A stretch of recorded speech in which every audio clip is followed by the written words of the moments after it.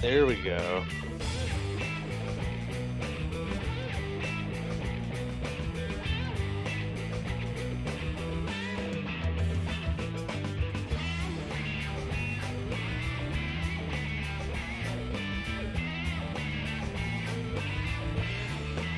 All right. We are good Whatever. on my end. Okay, so Definitely. technical issues with YouTube Studio. It did start and then it kind of gave up the ghost on the stream, so I had to restart it. So here's a coronavirus brain teaser for you. Uh-huh. It has to do with uh, logarithmic growth. Mm-hmm. So there's a lake, and in the middle of this lake, well, it doesn't have to be in the middle, but somewhere in this lake, there's a single lily pad. And this particular species of lily pad will double every day. So Mm-hmm. every lily pad will make another lily pad every day. Okay. Okay. And if the lake is completely covered after 50 days, how many days does it take to be covered halfway? Halfway. Math isn't my strong suit, so let's go 25. No, 49. 49. This is the power of log of well, it's the same concept as compound interest, Oh, okay. right? Uh-huh. So because it doubles every day, if it's 100% on day 50, that means day 49, it's halfway. I see. Yeah, that's true. I didn't think about it that way. Right. So what this means is that um, things that grow in an epidemic, contagions, Mm-hmm. uh, grows very slowly at first and then very rapidly. This is true. And Uh, while we're on this topic, just wash your hands, people. It's common sense. Do it for 20 seconds. Soap and water. You'll be good. yeah, and if you're concerned about coming in contact with, foreign surfaces out in the wild of the world, like at the store or the bus station or whatever, you know, Mm-hmm. anything, wash your hands afterwards. Don't touch your face. Yeah, Wipe, that too. if you're worried about your can of soup you just bought, wipe it down with some Yeah, soap and water. can't hurt at Yeah. all. And don't But fucking buy a truckload of toilet paper. Jesus. yeah, and don't invest in the face masks. Those are best left for people who are already sick Yeah. and the doctors and nurses treating them. Right. So, So they are exactly. So they're much. I happen to have a mask that I bought for woodworking, so I already had one. mm-hmm. Um, I'm not sure if it's the, virus grade or not. It might not be, Yeah, yeah, who knows? right? But yeah, while we were talking about St. Louis, I actually had a couple of news items from there that are different. So Oh, down in we got, down in yeah. University City, which is a suburb down right through there, a lot of bars, and it's close to Washington University. Some jackass dressed up like the Joker, face paint and all, and he took his phone and went to a bunch of different bars, Facebook living, apparently making threats Oh, well, against people. that's not And funny. no, no, and the cops didn't think so either, of course, but they arrested him, and then he starts saying, "But wait, this is just performance art to bring attention to the opioid epidemic." What? Yeah, yeah, it's like fuck you, man. That's that is totally cool right up until you start threatening people. Yeah, That's where your First Amendment ends. exactly. And it totally is when you're saying you're gonna kill people. Um, and talk about that, Florida man uses an infant as a shield when he's in a showdown with the police. Was the infant's name Greta Thunberg? Nope, Because she's nope. a child used as a shield. She is, unfortunately. Poor kid. Yeah. God, The she's gonna. Robert Durst trial started. That'd be interesting to keep up with. For fans of HBO's The Jinx, which is an excellent, excellent show, if you've never watched it. I don't have HBO. My free period ended, and so I'm done with that.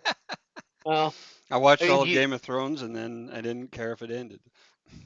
it, Robert Durst, just his whole life was different, but the trial in question was about him killing a man, dismembering him, and leaving him in Galveston Bay. So, Oh, yeah. um, hey, even Dexter almost got caught doing that shit. yeah. Yeah, he really did, but we'll definitely be keeping up, updates on that as we hear them. Oh, Let's what see. else you got? Oh yeah, Hayes County woman sentenced to life in prison for beheading her daughter after she asked for cereal. Jeez Louise.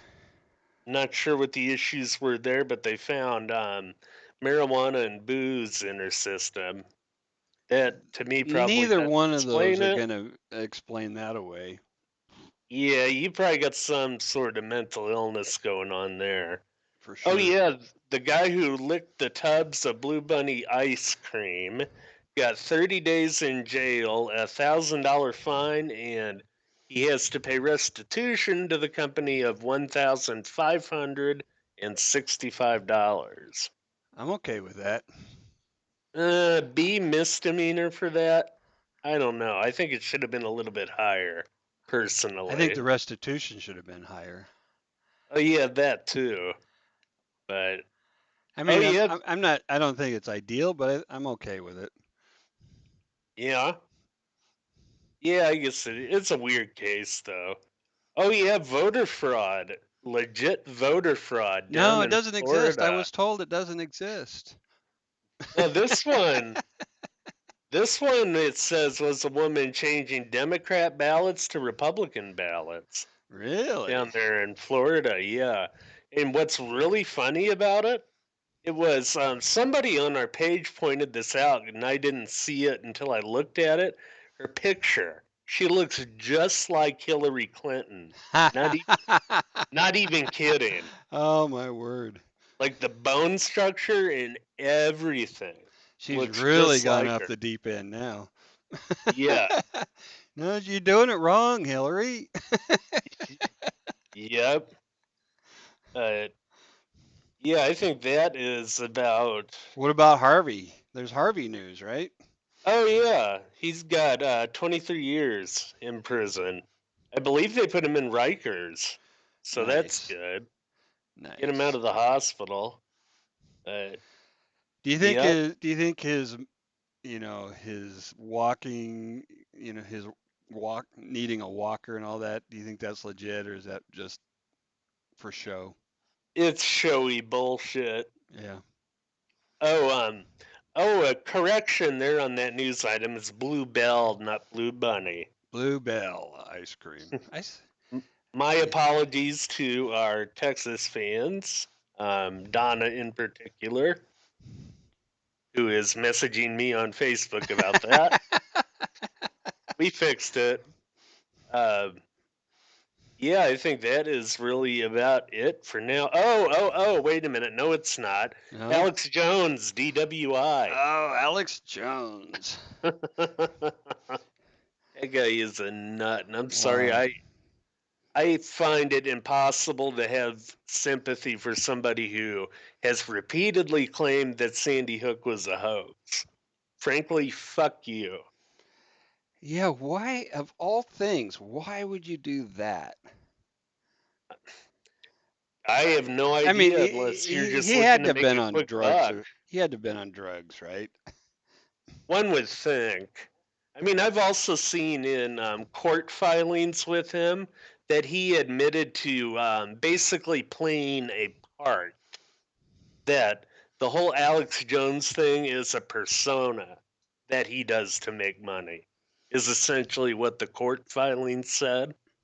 I would have to look it up again, I but mean, sure, I get that, but how does, I mean, you got to have some discretion still, right? yeah. Yeah, I mean, you would think that you would at least have a soul Yeah. enough to not make idiotic claims like that. So, yeah, I find very little reason to feel sympathy for that man at all when he uses his free speech right like that. So, Yeah, yeah, you totally have the right to say what you want. You don't have the right to be free of the consequences of saying what you want. no, no, and you don't have the right to defame No. people, which is what the suit that the Sandy Hook families filed was about. So, but yeah, I think that is it as far as news. All right, we got a weird ass case today. That we do.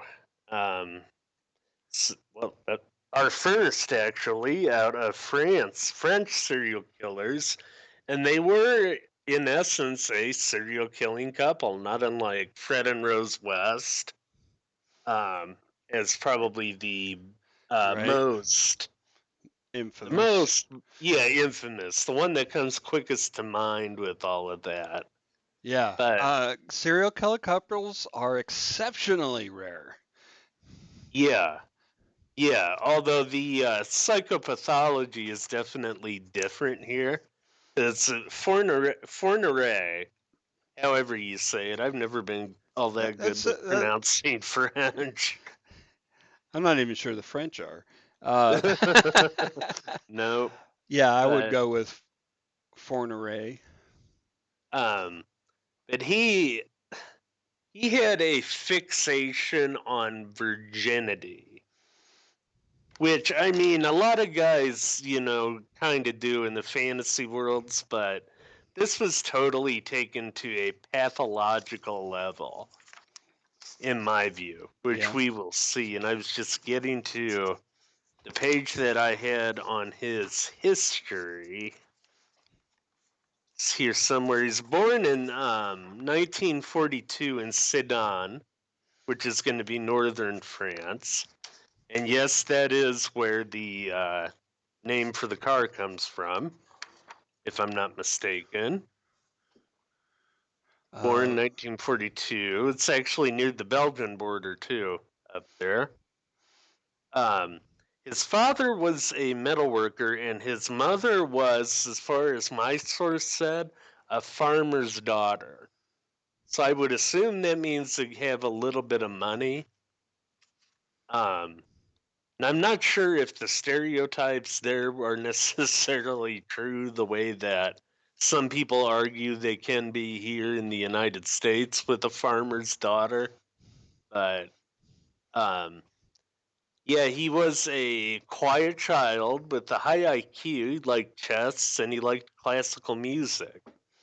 But once he gets older, he struggles to hold down a lot of jobs and just goes through a string of them.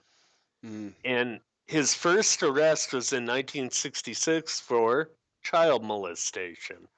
at what That act, age? 66, so he would have been 24.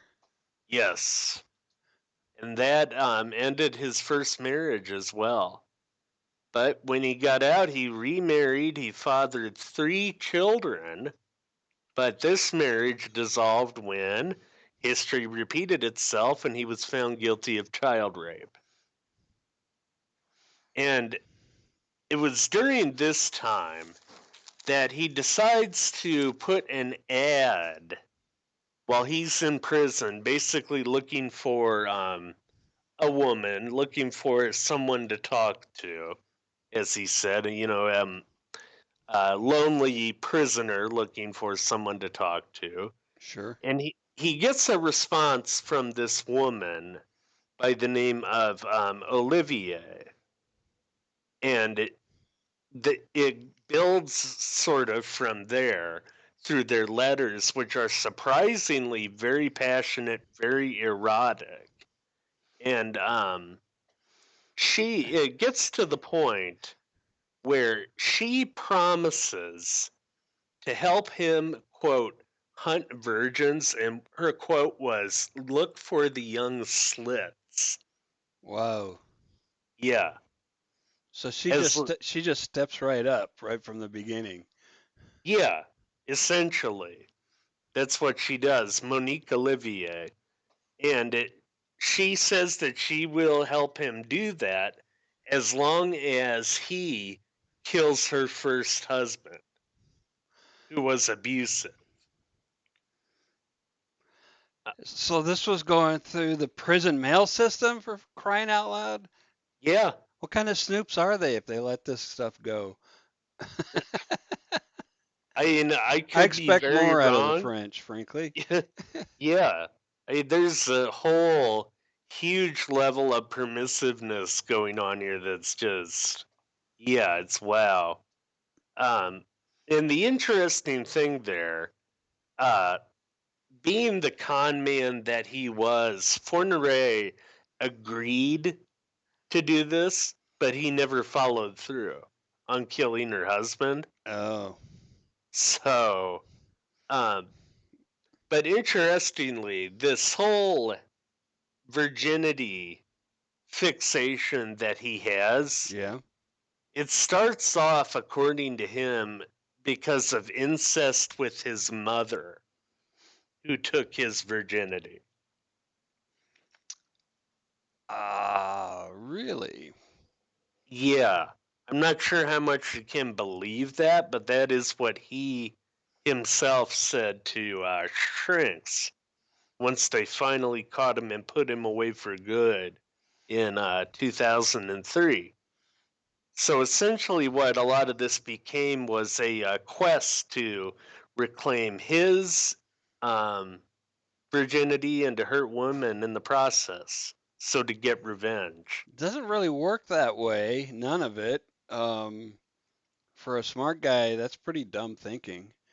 But Yeah, but you know what? I mean, I kind of make fun of that, but so much of our lives really are governed by irrational beliefs that we form as children when we lack complete understanding.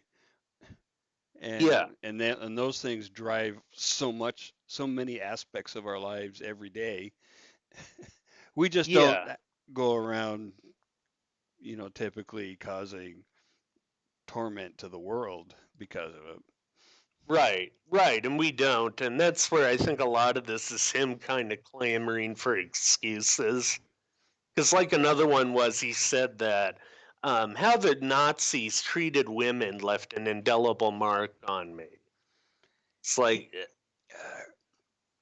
That's okay. a little far-fetched because he would the French were out of France by 1940, by the end of the summer of 44. Yeah. So And he would have he been two. two. Yeah. Now, granted, he could very well have heard stories later on. Yeah, but he wouldn't have seen a whole lot as far as the No, war itself. no. But I mean, the other stuff that he talked about, he describes misogynistically getting attached to the Blessed Virgin Mary as the ultimate symbol of womanhood, and that anything that is below that is not worthy, is garbage. And Well, part of that, the virgin whore complex. yeah, well, there's that, but that was also driven home by, for a while, he stayed with his sister, and they had no indoor plumbing, so they had to use a bucket, right? And one day he apparently saw his sister on the bucket, which disturbed him because he thought that perfect women should be above that sort of thing. That they should be above the biological, the profane, and the dirty. Um, Yeah, that is, I kind of get that. I mean, it's not a thing that ever occurred to me, but I the mhm. way women, frankly, for a very long time have worked very, very hard to present themselves as perfect. Yeah, And to a young man who doesn't know any better, he might just, you know, have been told or developed this belief that women you know, are this, special breed of creatures that don't have any biological functions. yeah, he may have, but you distill that experience with his sister down to its logical end. It makes all women dirty Hmm. when you get down to it, but I think we'll see that reflected in his crimes, which we get right into that. You know what? Well, we can get back to that part later. I actually have how he was caught first in here, so let's skip that for now. Let's see. Oh yeah, there was a rather interesting interview that I watched about a woman who was raped when she was 14 by Fourniret. This was Oh, September of 1982. Much of this is in her own words. She says, I was returning home after a day out with my brother and my boyfriend. I arrived at Epernay Station. I think a man who later turned out to be Fournier followed me. He grabbed me by the arm a little farther and forced me to go with him by showing me a little bottle that he said contained sulfuric acid. and So he threatened her with the acid then. essentially, yeah, which is a rather interesting way to do that. We don't see it all that often. You know Um, what's no, really not. And what's especially interesting about that is, how do you know if it's not or if it is, right? It's this a is bottle, it true. could be a bottle of water for all you know. That's very true. She goes on to say, he said he had stolen a car and the police were after him, and that he was taking me as a hostage. He had probably parked there so he could see who was getting off at the train and choose his victim the way he always did. So Hmm, I guess she assumed he had done it before. right. Um, and that was me. I was sort of the victim he was looking for that day. Um, so, yeah. And it turned to sort of small talk once they were in the car, oddly enough. I thought he was a French teacher. He presented himself as sophisticated, is essentially what she said. He said he had begun, or he said he had been given a Catholic education and that he was a virgin when he got married. And on his wedding day, he found out his wife was not a virgin. Since then, he has been chasing the myth of virginity. He said he would simulate an act of rape. he would behave as if he were raping me. So he tied me up, then got undressed, and instead of simulating it, he did actually try to rape me. But he suffered from premature ejaculation. And and Surprise. yeah, yeah.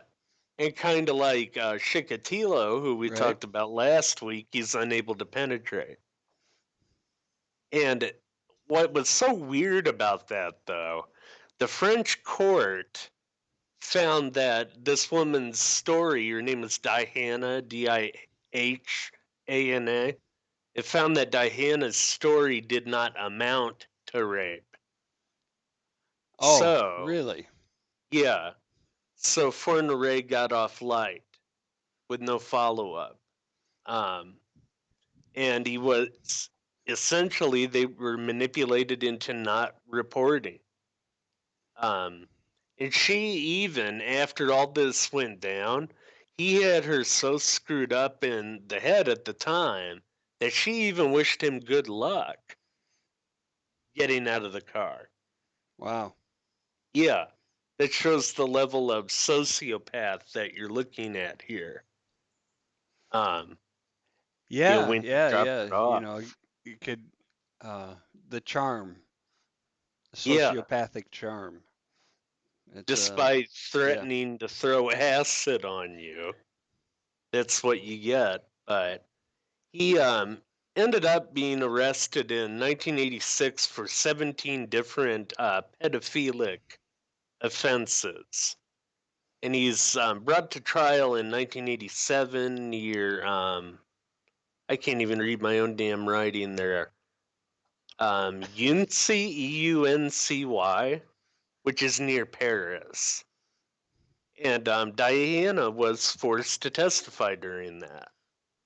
And she says during it, I could see more compassion for him than for me with the jury. Wow. Uh, I didn't look like a victim and he didn't look like a predator, is what she said. So, during that, rape became what the French titled the charge as in incident assault, not indecent, incident assault. Wow. And it contributed to his early release. But during that incarceration, he gets to know Monique through a singles ad. She despises her ex husband, like I said, and is looking for a way out. So she writes again, knowing full well that this guy is a sex offender, a hardened sex offender. Um, and they meet when he's convicted. And then from the very beginning, like I said as well, there's a lot of passion in their letters, um, and it was vastly about him getting revenge on the men who wronged her, and then also back to that quote again, Yeah. um, hit her getting him the young slits. Um, But by the end of '87, Fourniret's a free man, and he moves in with Monique Olivier in Saint Cyrille, Calonne, where no one knows him. And he was also not properly monitored here or anything. None of the steps that you would consider as being logical here in the United States for a sex offender. Well, even here in those days, it wasn't as extensive as it is now. Yeah. Oh, You know, yeah. we I don't think it was until even the 90s that we had registries. Probably true. I mean, I'm not totally sure of the year, but yeah, they had even less than that back in those days when, what we are talking about there. Hmm. But Yeah, so they move in together, and it gets to the point to where they started killing. There was a neighbor that I saw an interview with on one of the sources who says on one occasion, Fourniret appeared before a judge in the morning and he murdered a girl in the afternoon, same day. Jeez. Yeah. But 6 weeks past his release, he's age 45 by now, he commits his first murder. A girl by the name of Isabelle Laville, age 17. He strangles her at his home. And a few months later, he shoots Fabienne Leurcy, age 20. And then we get to Jean Marie de Ramal. And she is a petite figure. She's kind of religious by nature. She looks about 15 to 17, Yeah. but she's really age 22. And she had this rather different living arrangement worked out, where she lived at a convent with nuns during the week while Okay. she studied modern languages at a local school. And then during the weekend, she would go home. Um, but Well, that's different. yeah, it is. It really is. Uh, but she met Fourniret on a train where he sat opposite her, and she was apparently reading a book, something like an Ordo, that would be very familiar to Catholics. And he starts questioning her about that, and they, strike up a conversation, and they apparently like each other. So he asks her, "How about, coming to meet me and my wife and all that?" And she thinks about it, and she ends up giving her, or giving him her information, where she lives, where she goes to school. And this, of course, is info that he uses to stalk her once you get down to it. But yeah, in January of 1989, she Well, told the that's interesting. sisters. It's interesting. Hmm. That he was able to lure some girls without his wife Yeah, yeah, or he really girlfriend. was. Yeah, because she wasn't around during this part of it. But January '89, Jean Marie tells the sisters she met a very nice man, and he asked her if she'd like to meet his wife and stay at the weekend. And the nuns, to their credit, were like, "Are you sure that you can trust this guy?" Even though he Mm, has a wife. right. But yeah, she says sure. So Saturday, March 18th is when they finally scheduled that, where Jean Marie intends to take the train home. And one of the nuns dropped her off. And as soon as they left, it was Olivier and Fournier showed up and said, "Let us give you a ride. We can come back to my place and, we can have coffee and all that." So they do that, and um, they spike her coffee with tranquilizers, right? Right. Um, and yeah, Fournier then he just comes straight out and he asks her, "Are you still a virgin?" And it's at this point that she says, "No, I have a boyfriend and I want to leave."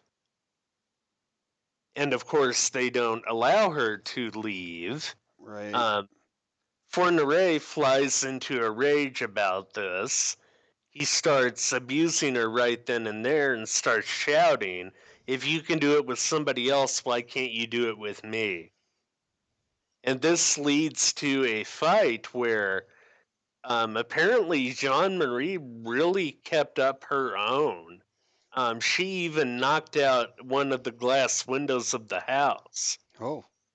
Yeah, and keep in And mind, this and then she's drugged too. yeah, exactly. Exactly. Yeah, keep that in mind too, that she's got, probably Valium or something else like that in her system that would be making it harder for her to do that. Yeah. And yeah, unfortunately, the two got the best of her and she was raped and violently murdered. Um, and nobody in the tiny village where they lived of Flowing, Floing, heard or saw a thing during this. And Well, literally the are they houses, living in that manor house that we've been seeing? no, That no, chateau? they aren't in the chateau yet. They are in a tiny house in this tiny village. Okay. And the houses there are about 75 meters apart. That's a So, good distance. yeah, I don't know. I mean, would that be enough to hear a window breaking and presumably a female yelling loud? I don't know. Depends what what the ambient uh, noises are in the village, right? Yeah, Is it super quiet? Is there a lot of traffic? Is there a lot of outdoor activities? the All those things impression that I factor in. got with it when I was doing the bit of research was that it's a very agricultural. So you might have, cattle and things like that as your ambient noises, but I don't know. I mean, maybe there's more. Well, and how many trees are around the house too, because that'll disrupt sounds. Yeah, that's very true. But the neighbors did also say that Fourniret liked to live there, like, in their words, a hermit. Hmm. So that could have contributed too.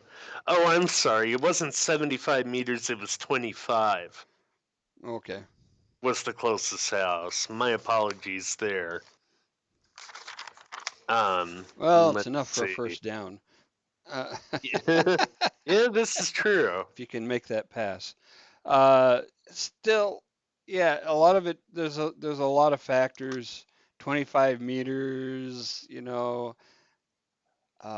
If I'm inside and there's a noise at my neighbor's house, something like that, yeah, I might hear it, depending Yeah. on what I'm doing and what's going on else outside. Yeah, I might hear Oh, a window break, absolutely. maybe. Yeah. Yeah, And if most it's definitely. agricultural, a lot of people go to bed early. This is true.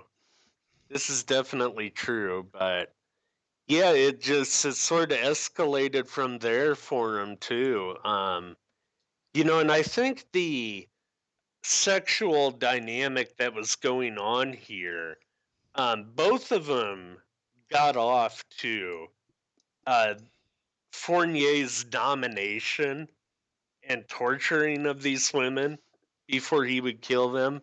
Yeah. And it was is what one psychiatrist called a perverse love that was there. It's both Olivier and Fournier kind of got off with this. I Um, I understand the perverse side. I do not understand the love aspect of it, of this explanation. yeah, I mean, I really don't either. It's love in the sense of sex Mm, once you get down to it. And that has, as you know, and as we've talked about, a very wide diagnostic definition on this show. No, that's the only sense that I use that word there too, is diagnostic, or taxonomic, if you will. Just one way to classify what's happening here. It's almost like the victims themselves were incidental to the totality of what was going on too. That yeah, they yeah. were I mean, that's not often the case. They're just the victims are just um, objects to these kinds of people. right, right. They're there to have terror be struck on them. They are there to show the effects of the terror that's being struck upon them, the sadism of Fournier and probably in Olivier too. We don't have any direct examples of her being sadistic as far as I know, but there's no doubt that she didn't try to stop it. And I think there's no doubt that she enjoyed watching it too. Yeah. Um, Well, there's a. Is this a good time to talk about her? in what sense did you want to? Well, I mean, just the whole mentality of her wanting to get involved in this. Um, Um, I it's mean, huh. Oh, go ahead. yeah, I've seen, so many cases of things that women do when they're mad at somebody or hurt, you know, Yeah, and the lengths that they will go to when they've been emotionally hurt. Uh, Most, like 99% of the time, not this far, right? yeah, yeah. And that's where I think that there's a good chance that this started out that way, but it became something more, you know? Well, right. I mean, so she had this ex-husband that she wanted killed because he was abusive, Absolutely. right? So, um, disproportionate for one. She didn't Yeah. want him beat up, she wanted him killed. Oh, yeah. So, disproportionate response. And, this, there are lesser, um, a scaled down examples of this kind of behavior uh, with, like, say, false rape accusations, Uh huh. um, where women are out for revenge. And I'm not saying guys don't do this, because we're talking about this, the female side of this dynamic and how she got so deep into this. Mm-hmm. I think it's fascinating, that trying to relieve this hurt, they want to hurt other people, and we see it on large and small scales in uh, you know uh, and how that need to hurt these people who hurt her led her to this guy, which led her into this serial killer dynamic. In this world where maybe she realizes she has a sexual attraction to what's going on, Right, to watching this guy, her man, as it were, do these things.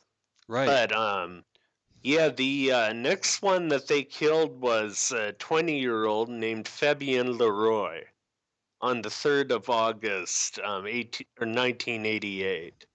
She was a biochemistry student, and she had just been shopping for groceries when she gets into the car after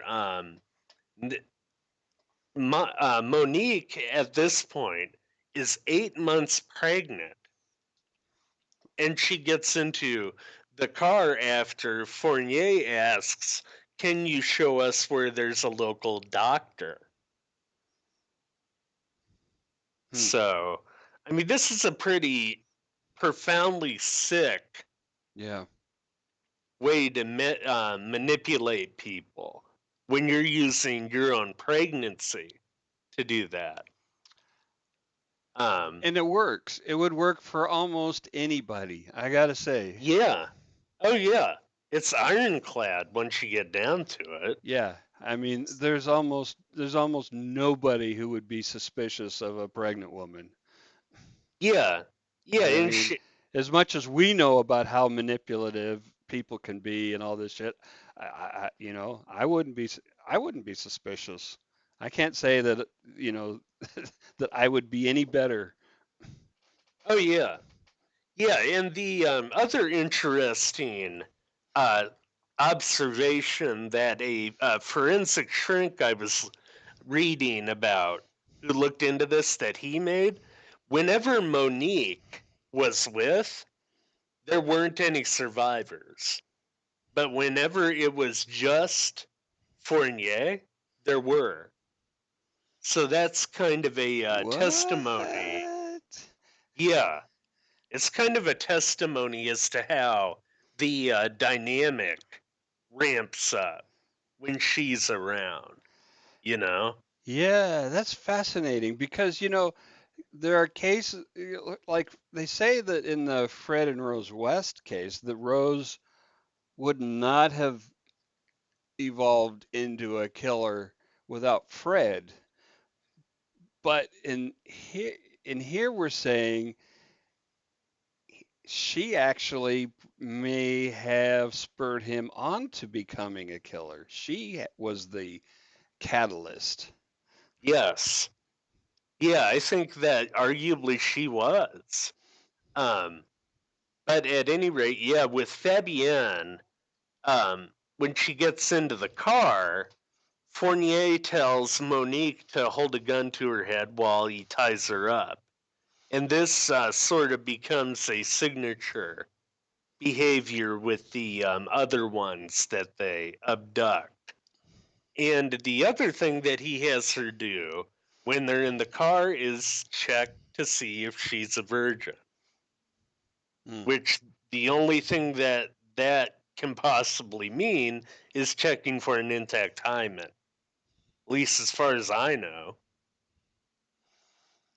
I guess, yeah, that was the test.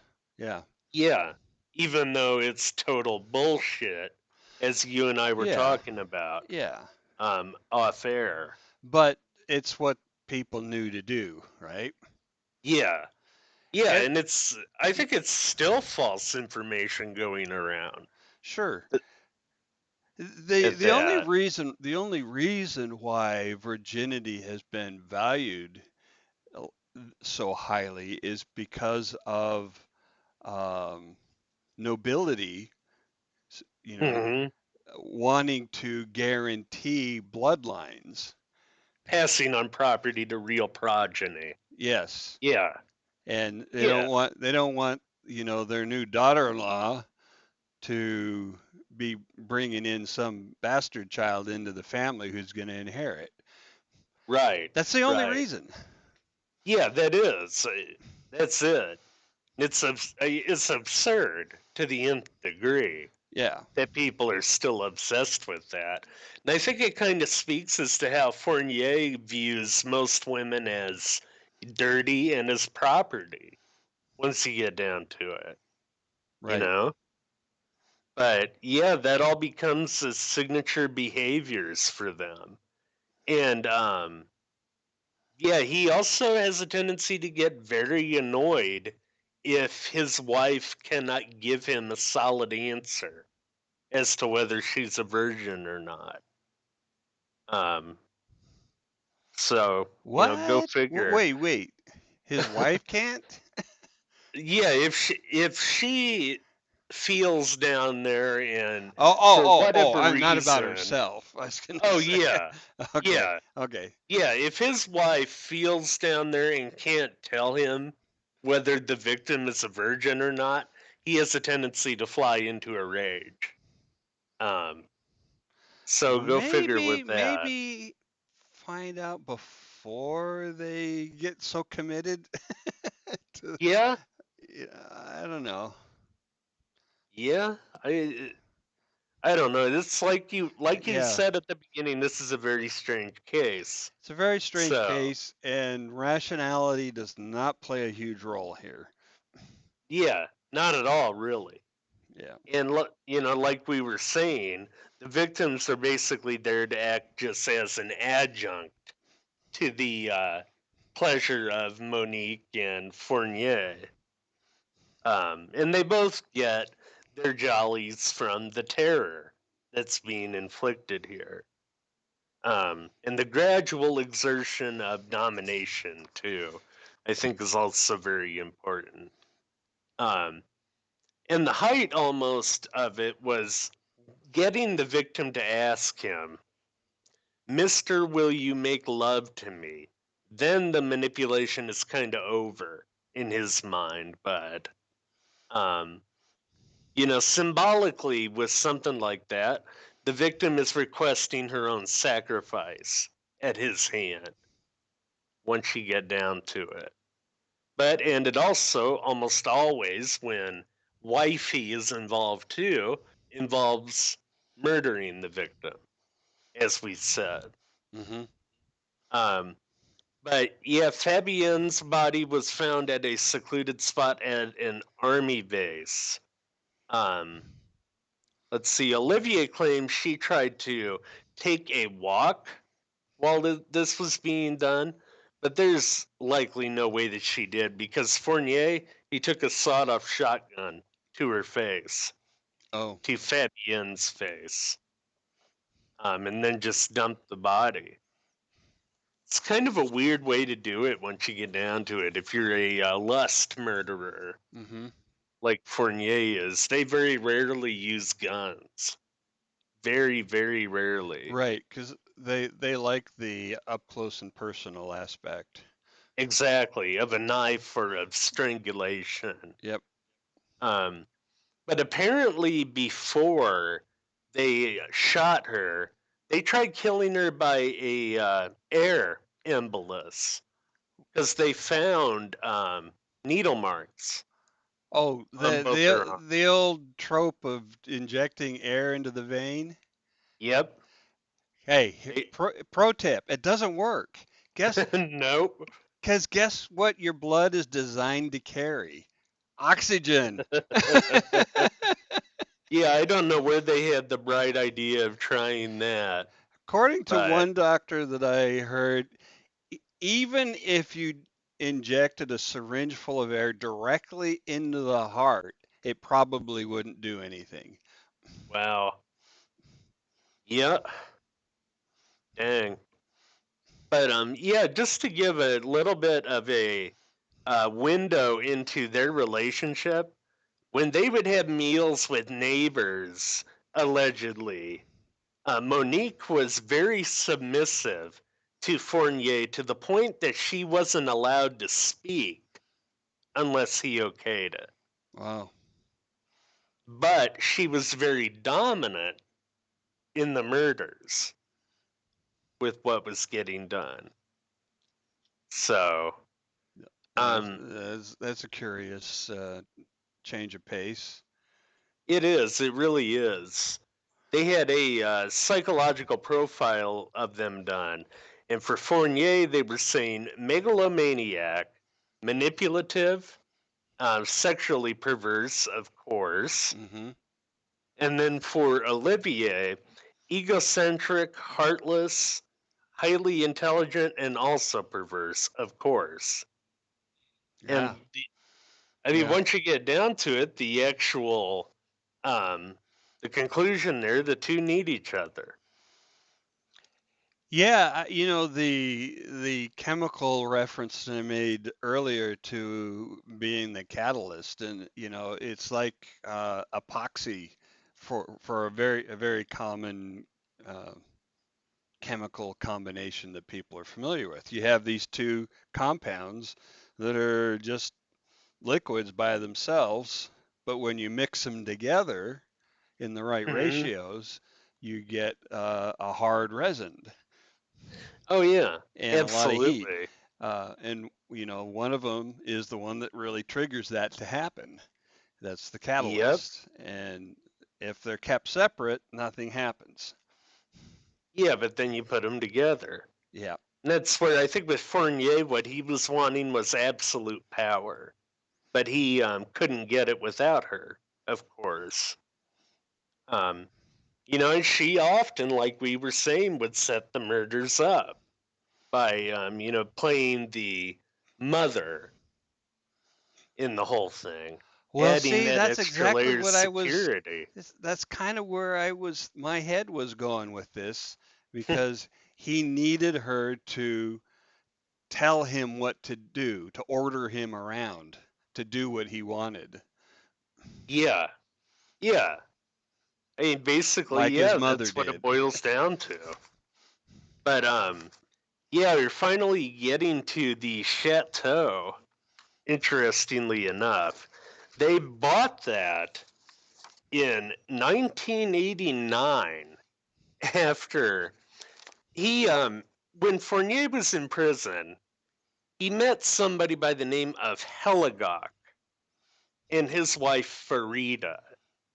And apparently Heligok told him about a spot in the national forest in France where there was buried treasure, for lack of a better term. It was the proceeds of a number of bank robberies Oh, by really? different criminals. Yeah, that was buried there.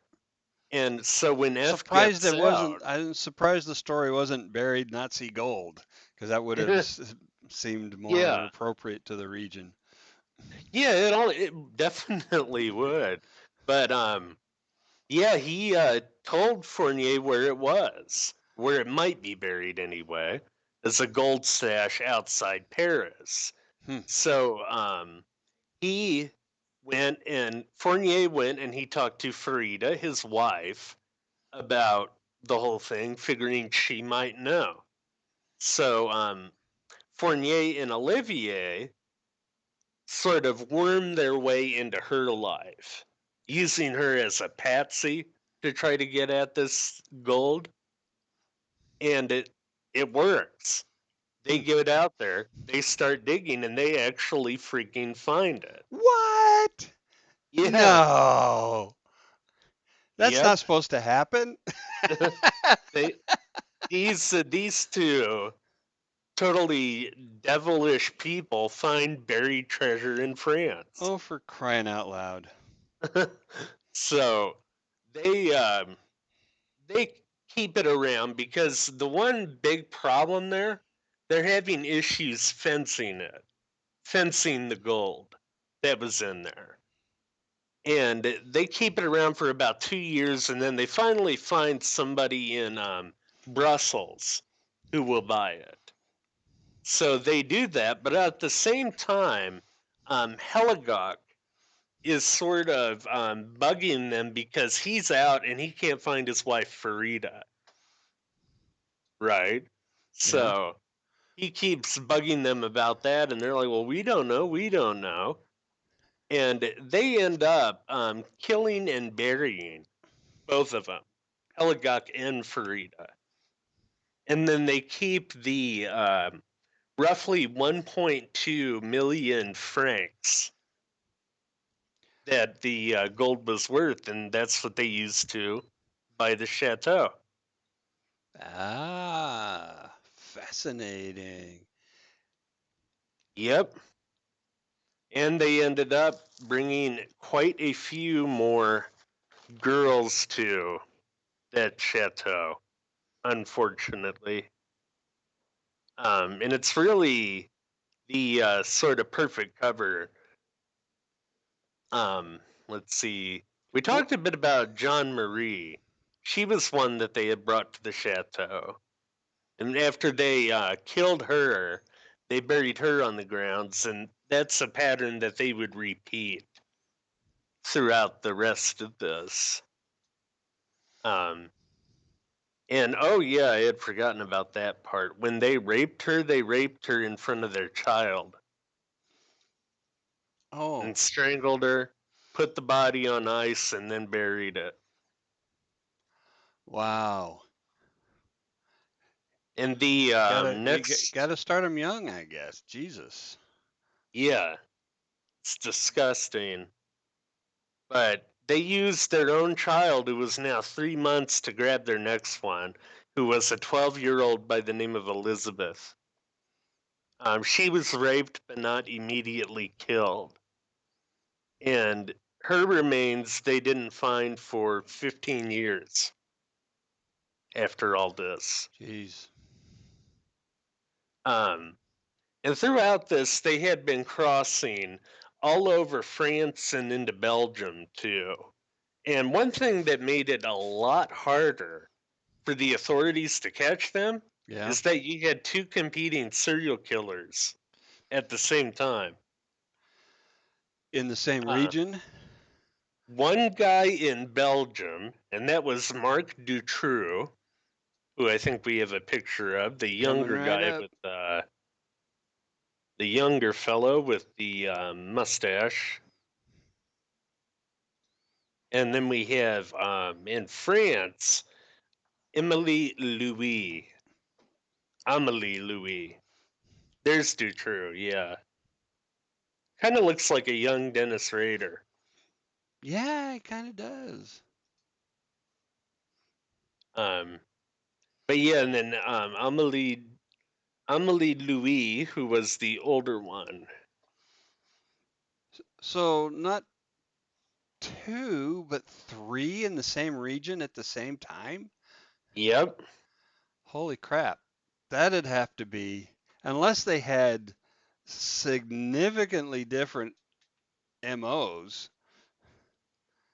They were close enough, that would and be they were really worried. that would be really confusing for the police. Yep. And did they all three of them did they cross the borders? I'm pretty sure they did. Yeah. So now you have Although they had their main areas. jurisdictional confusion on top of everything else. Yep. Between the Belgians and the French. But yeah, I mean, throughout this, Fournier and Olivier just kept on killing. The next one they found was in Belgium, a girl by the name of Natasha, kidnapped, raped, and killed. With that man, or with her, they had falsely accused a man and they jailed him, and he committed suicide over it. Whoa. So there's that, and that was 1990, and they honestly didn't kill again until the year 2000, which I'm Why? not sure why. Yeah. Yeah, That's that's a long cooling off period. you don't see that But very often, and I think Raider has a longer one, but yeah, and it's you pretty don't long. typically see that. No, you don't. They Was it to raise the kid? uh, good question. I mean, they killed a girl by the name of Celine, was the one in 2000. Yeah. And then in 2003, this is when it gets more interesting. June 26th, in the town of Ciney, Ciney, there's a Burgundian girl there, age 13, who is spoken to by Fournier. And he says he's lost. And she says, I showed him the way, and then he forced me to get into the back of his van. She goes on, he tied my hands and feet and pushed me into the back of his van. I was really panicking because I could see a map of Belgium and France. And she knew all about Emily Louis and Marc Dutroux by Okay. this time. So she starts praying aloud, and this apparently gets on Fournier's nerves. So he threatens to slit her throat. She asks, Monsieur, are you a member of the Dutroux gang? He says, No, I'm not a member of the Dutroux gang. I'm worse. Um, and they're driving. They approach a town called Beaurang, which is about 30 kilometers away. The girl manages to free herself from the ropes. She jumps out of the back of the van and is picked up by a passing motorist. Oh, And wow. so what they do, they park and sort of collect themselves, and they see Fournier driving by in that same van again. So they take down his license plate Ah, and his face, and they arrest him the same day.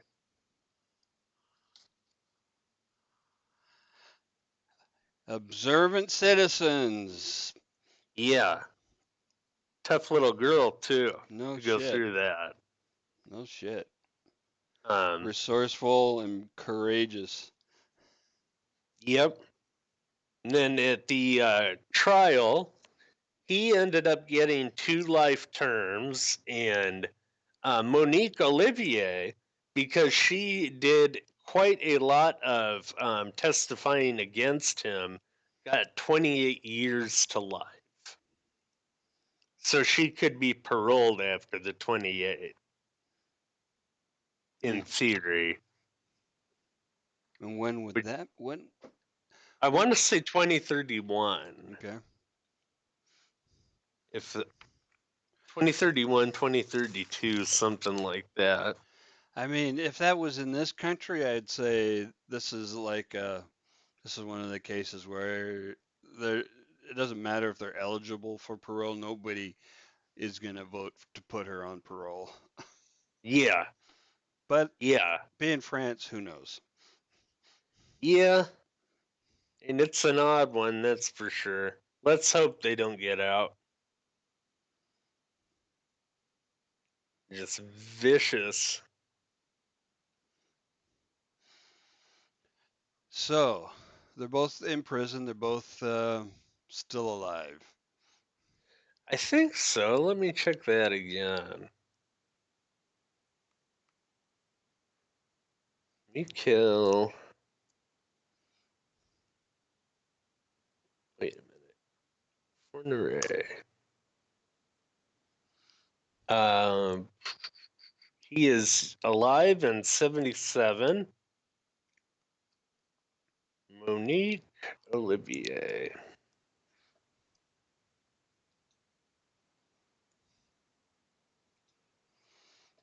And it just brings up her.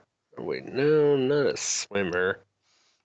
Yeah, No, yeah, not she's not that still one. alive too. All right. Born Let in 1948. I hope they're having a very miserable time in prison. Me too. Me too. Yeah, it's so strange to have three different serial killers in a pretty small region. Yeah, yeah, definitely. I mean, at least with a place like California, you have quite a lot of space, Right. you know? But yeah, I mean, Germany and Belgium, it's kind of tiny in comparison. Yeah. Right along that French-Belgian border. Hmm. Crazy. It is, man. Wow. See, serial killers aren't just Americans. Nope. It just seems like it. Yeah, it just seems like we have a monopoly on it, but we don't. Crazy is everywhere. It really is. Well, and it's not just crazy either. It's that, structural defect in the brain that causes sociopathy. Yeah, That's the underlying a lot of this. very true.